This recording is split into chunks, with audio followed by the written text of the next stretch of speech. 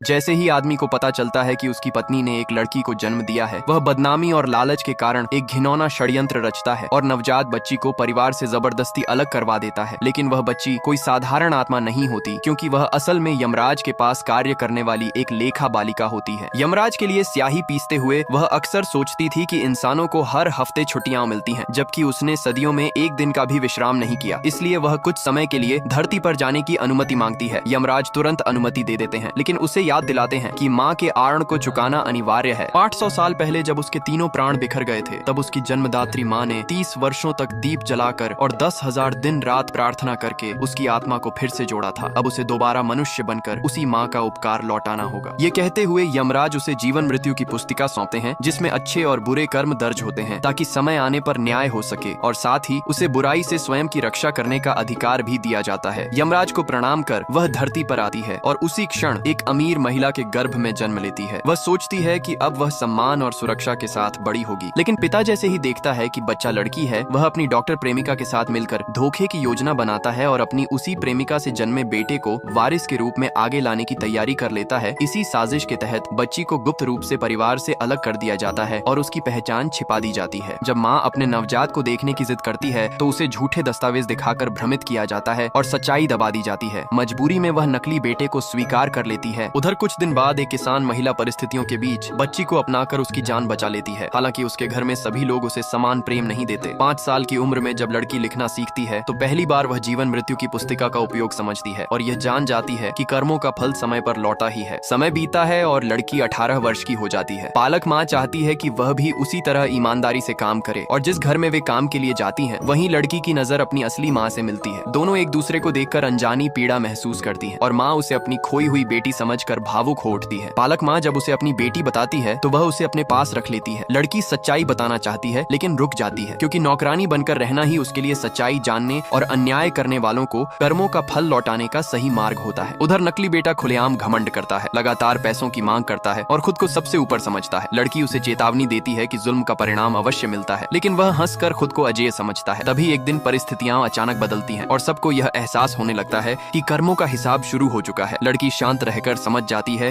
कि यह तो बस शुरुआत है और न्याय का रास्ता अब धीरे धीरे खुलने वाला है।